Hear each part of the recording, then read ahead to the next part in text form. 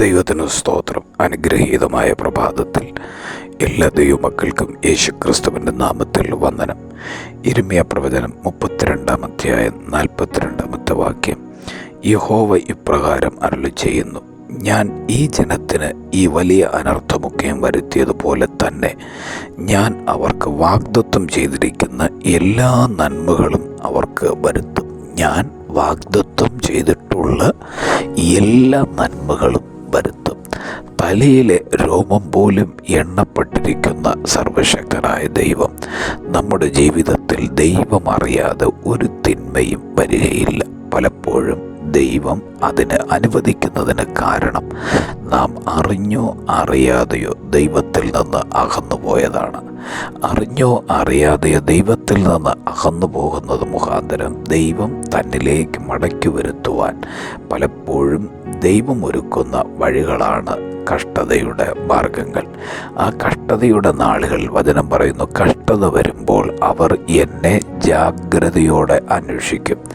ഇവിടെ പറയുന്നത് ഞാൻ അവർക്ക് അനർത്ഥം വരുത്തി. പക്ഷേ ആ അനർത്ഥം മാത്രമല്ല ഞാൻ വരുത്തുന്നത്, വാഗ്ദത്തം ചെയ്തിട്ടുള്ള നന്മയും ഞാൻ അവർക്ക് വരുത്തും. കഴിഞ്ഞ നാളുകളിൽ ജീവിതത്തിൽ വന്ന തിന്മ, തൊഴിൽ മേഖലകളിലെ ഒറ്റപ്പെടൽ, ജീവിതത്തിൽ മുന്നോട്ട് കടന്നു പോകുവാൻ കഴിയാതെ സാമ്പത്തിക മേഖലയിലെ തകർച്ച, ഏറ്റവും ഉറ്റ സ്നേഹിതരായിരുന്നവർ വിട്ടുപോകുന്ന അനുഭവങ്ങൾ, ഒരിക്കലും പ്രതീക്ഷിക്കാത്ത വ്യക്തികൾ ക്രൂരമായി ഇടപെടുന്ന അനുഭവങ്ങൾ, ഇതൊക്കെ നമ്മുടെ ജീവിതത്തിൽ വന്ന കഷ്ടതയാണെങ്കിൽ കർത്താവ് ഈ പ്രഭാതത്തിൽ പറയുന്നു, കഷ്ടത മാത്രമല്ല, വാഗ്ദത്തം ചെയ്യപ്പെട്ടിട്ടുള്ള നന്മകളുണ്ട്. ദൈവം വാഗ്ദത്തം ചെയ്തിട്ടുള്ള എല്ലാ നന്മകളും നമുക്ക് വേണ്ടി ഒരുക്കി വച്ചിട്ടുണ്ട്. ആ നന്മകൾ നാം അനുഭവിക്കുവാൻ വേണ്ടി ഈ പ്രഭാതത്തിൽ സർവശക്തനായ ദൈവം നമുക്ക് വേണ്ടി നന്മ ഒരുക്കിത്തരാം എന്ന് വാക്ക് പറഞ്ഞതിനാൽ ഈ ദിവസങ്ങളിൽ നിങ്ങളായിരിക്കുന്ന വരണ്ട മേഖലകളെ നോക്കി വിശ്വസിക്കുക. ദൈവം നിങ്ങൾക്ക് നന്മ ഒരുക്കുവാൻ പോകുന്നു. ദൈവം നിങ്ങൾക്ക് വാഗ്ദത്ത അനുഗ്രഹങ്ങളെ നൽകുവാൻ പോകുന്നു.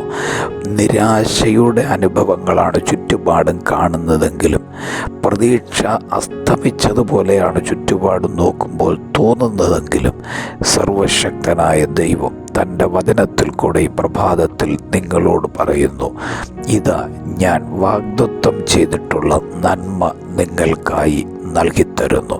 അത് പ്രാപിക്കുവാൻ നമ്മെ തന്നെ ദൈവകരങ്ങളിലേക്ക് ഏൽപ്പിക്കാം. നമുക്ക് പ്രാർത്ഥിക്കാം. സർവശക്തനായ ദൈവമേ, സ്വർഗീയ പിതാവേ, തിരുസന്നിധിയിലേക്ക് വരുന്നു. അവിടുത്തെ കരുണയ്ക്കും കൃപയ്ക്കുമായി സ്തോത്രം. ഞങ്ങളെ തന്നെ അങ്ങയുടെ കരങ്ങളിലേക്ക് അർപ്പണം ചെയ്യുകയാണ്.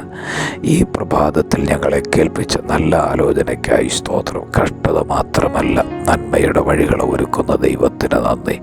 ഈ പ്രഭാതത്ത് സകല ജനത്തെയും അനുഗ്രഹിക്കുന്നു. വാഗ്ദത്തം ചെയ്തിട്ടുള്ള നന്മകൾ എവിടെയായിരുന്നാലും ജനത്തിൻ്റെ മേലത് പകർന്ന് സഹായിക്കും.